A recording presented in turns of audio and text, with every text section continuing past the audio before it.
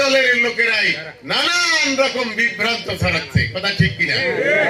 আমরা মা বোনদেরকে বিনয়ের সাথে বলতে চাই, আপনারা হলে আমাদের মা, আপনারা মায়ের জাতি, আপনাদের পদতলে আপনাদের পায়ের তলে আমাদের জান্নাত, এটা আল্লাহ রাসূল বলেছেন। অতএব আপনারা যে যে পেশায় নিয়োজিত আছেন, এখন আগামী দিনে বাংলাদেশ জামায়াত ইসলামী যদি সরকার গঠন করতে পারে, আমার মা বোনেরা আরো সম্মানের সাথে, আরো ইজ্জতের সাথে তারা কি করতে পারবেন, তাদের পেশায় স্ব পেশায় তারা শালীনতার সাথে সম্মানের সাথে তারা কাজে নিয়োজিত থাকতে পারবে। তাদেরকে বাদ দেওয়া যাবে? এই ধুয়া তারা তুলেছে। আর একটা ধুয়া তুলেছে যে কি, জামাত ইসলামে ভোট দাও, তোমারে ওই বস্তায় পুড়িয়ে বাড়ির ভিতরে রেখে দিবে। কি ভাই, কথা বলে নাই?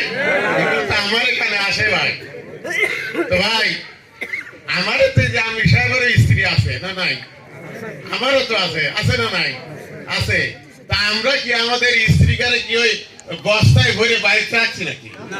হ্যাঁ, অধিকাংশ আমাদের দায়িত্বশীলারা মহিলা বিভাগের, তারা বড় বড় চাকরি করে, বিশ্ববিদ্যালয়ে প্রফেসর রয়েছেন, কলেজের প্রফেসর রয়েছেন, ইঞ্জিনিয়ার রয়েছেন, ডাক্তার রয়েছেন, সচিব রয়েছেন। আল্লাহু আকবার বলেন। আন্দাজে কথা বলো, জ্ঞান না থাকলে যা হয় তাই।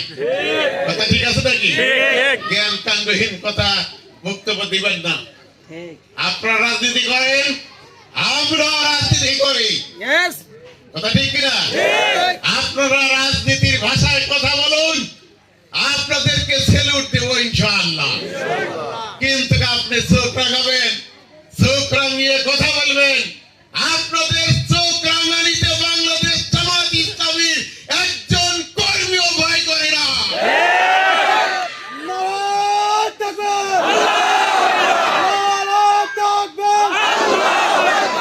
ইসলামের শত্রুরা